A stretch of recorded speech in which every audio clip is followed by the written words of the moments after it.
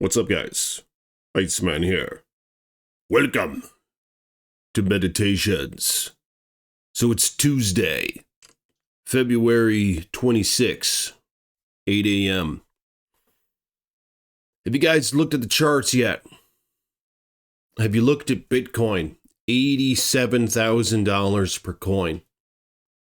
That shit has gone down a lot. They say it's gone down about 20% in the last month.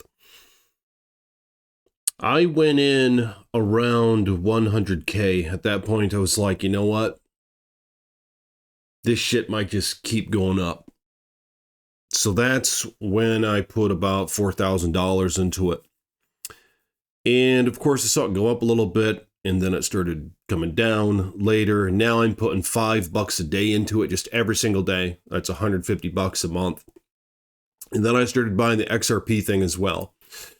I don't really understand the XRP all that much, but I bought it anyway, just because guys are saying to buy it. And I mean, I'm not doing that with the other crypto things. That's definitely a risk. You know, it's something to do with, it's not an index, is it? Something to do with the optimization and efficiency of crypto is what the XRP is, to my understanding. Can someone let me know in the comments below what it is? But I decided to put $1 into that a day. And I'm actually in the positives with that. But what's a guy going to do? And you know what? Before I got into this stuff, I bought silver and gold. And here's my silver, just one example. Just a nice 1 ounce coin. An eagle is what they call these. The lady in the front, the eagle on the back. I think that's a lady anyway. Hopefully it is. If you've seen the other ones, the Statue of Liberty. It's a guy. But yeah, I don't have any coins of Statue of Liberty on it, but I don't know about this chick. Maybe that is a chick. I don't know. But whatever the case, I mean, you can melt that shit.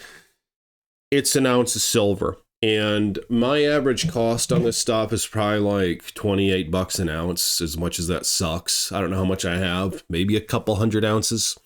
Right now it's at 32 an ounce. But of course, when you take it into the DM coin shop to sell it, I don't know where they, you know, what sort of premium they require to sell it to them. Gold is at 29,027 right now. Look at that. 29,027, and silver's at $32 right now. Pretty damn good. And I have a couple ounces of gold left, but I sold it at around $2,800 an ounce. I bought a car, used ass car, a Lexus. Pretty nice thing, you know, paid cash for the damn thing. But nonetheless, yeah, I kind of wish I would have held it, obviously, right? Don't we all, when shit just goes up? I was kind of having a, just an optimism for the U.S. economy. I guess we'll see how it goes. You know, there's a lot of talk about, of course, the tariffs and all that, the tax of imports. To my understanding, that's something that I wanted done before the guy even ran the first time. All right. I was thinking, how do you bring power back to the U.S. economy? I was like, well, you're competing with a bunch of commies who are producing shit for cheap. I was like, okay, well, how do you get the shit to be produced here? You're like, well, I guess you got to put taxes on them to make them put their manufacturing here. And bring power back to the U.S. dollar, which is the world reserve currency. So that all sounded good to me, you know, and I think that it is doing what it's supposed to do. In fact, I just saw an article where Apple, because of the tariffs in response, is now going to invest $500 billion in the U.S. economy over the next 4 years. So that's a lot of money. That's $500 billion almost. Or that is $500 billion, $500 billion. So it's a lot of money, and the idea is other companies will follow suit, and we're going to bring power back to the assets by having them here. You know what I'm saying? Having assets here is important. You got to have power to the dollar when the rest of the world is using it as their reserve currency, because otherwise they're not going to want the dollar. And what happens when they do that is they kick it back to your economy, and it causes hyperinflation that the world has never seen, or the USA has never seen anyway. If they don't want the dollar. I mean, if they're making your shit and all of a sudden they don't want your money, then you're going to be stuck with not being able to get their shit anymore because they don't want your money, and you don't have any shit here because you stopped making it a long time ago because of all the laws and shit that were signed in that incentivized making your shit somewhere else for cheap. You know what I'm saying? So we're going to see where this goes. What I intend to do is don't sell that fucking Bitcoin. You know what I'm saying? I don't care what you bought it at. I mean, that's what I would do. I would not sell that shit. You don't really lose the money until you sell it at a loss. You know what I'm saying? So I'm going to hold on to that shit. Right now, I'm negative, I don't know, like $500-600 in the fucking thing. So yeah, that sucks, but it's not that bad. And this is kind of a risk investment. I mean, it's not even really an investment. It's a fucking gamble. But they say that it has its benefits, right? I used to be really against it, but I started investigating a bit more, and yeah, I liked the idea. They can't print it into oblivion like they can with the US dollar. They can't mine it like they can gold. They can't all of a sudden shower the economy with it like they can with gold if somebody's hiding gold. You see what I'm saying? So there might be some big-ass entities that are hiding a bunch of gold. If they shower the economy with it or shower the market with it, obviously that's going to drive the price way the hell down. And they might do that just to buy all this shit up again. But the thing is with Bitcoin, they can't do that. They can't inflate it. They can't print more of it. You see what I'm saying? They can't hide some shit and then throw it back because we know where it's all at for the most part. It's all out there. It's all in accounts. Yeah, some folks might buy more and sell it off, but with how small it is, 21 million of them exist, and how anyone in the world can buy it, then depending on the global situation, the world situation, if their currency starts to go bad, they could buy the fucking Bitcoin, you know what I'm saying? And people in the US do that as well, obviously. Yeah, there are the risks of governments putting regulation on it, or us saying you can't buy it, or taxing it for that matter, I don't know. But those are always risks with anything, right? And but it's a gamble. So what I am going to do, I'm going to keep that shit no matter what. There's no fucking way I'm going to sell that. I don't care if it goes to zero. I am not selling that fucking coin. Because just like the S&P 500, what we saw go on, you remember when the sniffle thing came about a couple years ago? Remember the flu and all that? You saw the S&P 500 dip, right? Like big time, big drop. People were scared as shit. I didn't really own any at the time, so I was like, oh, but fuck, I wish I owned some after that, because what happened after that is it just started rounding like crazy. They started printing a bunch of money, right? They did all the response and all that. They printed a bunch of money. What do you call it? Not the response, but the stimulus and all that. And, of course, stocks skyrocket then, and we saw it gain like 30-40%, which is a fucking huge gain for like one of the most reliable index funds that you can invest in. You know what I'm saying? So that generally just a 10% gain on average. But so what I'm going to do is I'm going to keep buying this shit. You know, I'm going to keep buying this shit as it going down. The S&P 500 has been going down a little bit as well. And I'm going to keep buying that shit. Every day I'm buying that shit. I don't give a fuck what happens. And you do not sell at a loss. You just wait until that shit recovers, you know, because a lot of folks sold it as it was going down during the flu and all that.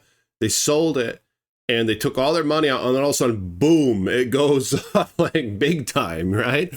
And I can't imagine. I mean, that would have really sucked because they missed out on some massive gains from fear. You see what I'm saying?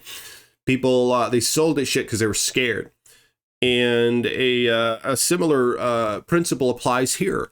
You know, are we going to sell the Bitcoin? You know, I mean, I'm not going to get into any of the other shit, all that other crypto crap. I'm not going to get into it. The Bitcoin, they say, is the most reliable because of all the massive transactions. It's the most secure, some shit like that.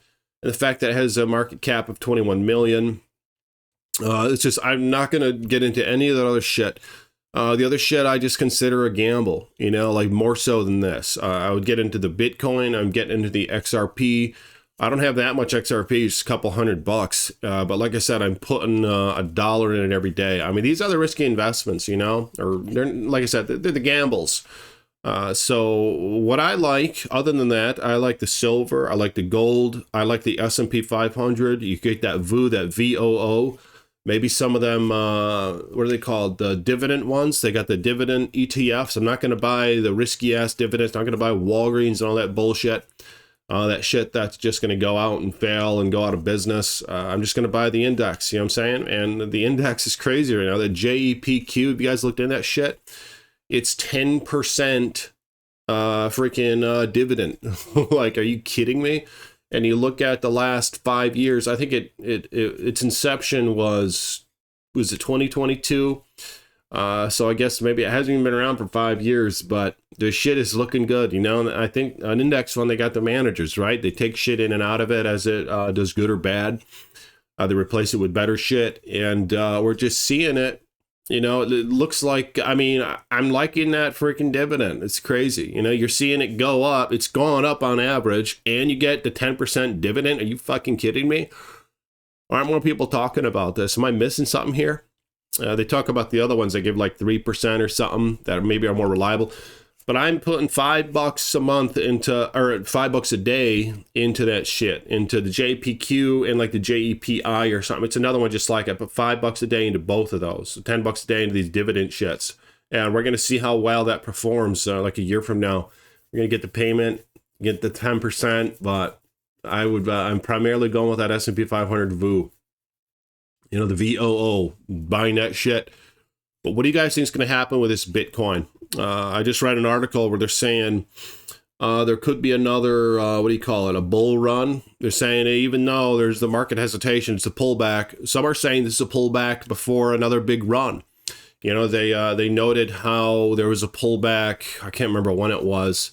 It dropped about 30%. Maybe that was in August of last year. And then it rallied up to it got all the way up to 109,000. So where to go? It started at like 60 or 70, and it went up to 109. Some are speculating that's what's going on here, but I don't know. Are people short on cash? Are people still struggling? I think that might be part of the thing. They're saying the gas, you know, I mean, I'm optimistic on the gas. I think the gas and shit is going to come down in the next 6 months. As long as no big global ordeals take place. Got an office, right? He got an office, deregulating all that shit, speed running the permits and all that to drill. So it just seems like, I mean, the shit takes time. It's not going to happen over fucking night. You know what I'm saying? My speculation was what he was saying. He was saying he'd give it about 6 months and we're going to have greatly reduced gas, was his speculation. So that's kind of what I'm thinking, is I'm thinking somewhere in July, August, we're going to see some cheap ass gas, in which case it should bring down everything else, because it costs a lot of energy to transport shit, you know, to transport all the groceries, the fragile shit, the heavy shit. You're seeing the eggs are fragile. They're not that easy to ship. So, you know, you can't ship a ton. You got to be careful with them. You know what I'm saying? And there's cost in that energy, and the bigger things and heavy things. I mean, just everything, you know, they're transporting shit all over the place. That's how everything gets around. And if you're going to double the fucking energy costs, you could probably expect with how tight profit margins are on a lot of these things, like groceries, for example, you got a 1.6% profit margin.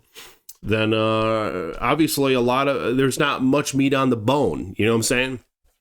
So obviously a lot of that inflation is going to be due to how much it costs to get that shit over to the store. So if we see that energy go down, I'm thinking that's going to help with the food and a lot of American goods, but just kind of my speculation. But what do you guys think about the Bitcoin? What are you going to do? I'm not going to sell that shit. I don't give a fuck what happens. I mean, I've seen this stuff before. You know, I've been watching the markets. I've studied the history of this shit to a certain extent. And like I said, one of the most notable, look into that 2020. I mean, look into the 2020, look into the 2008.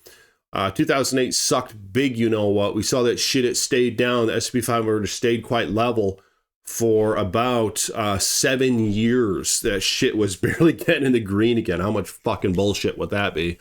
But at least eventually it started going up a lot, you know, and that's kind of what we saw.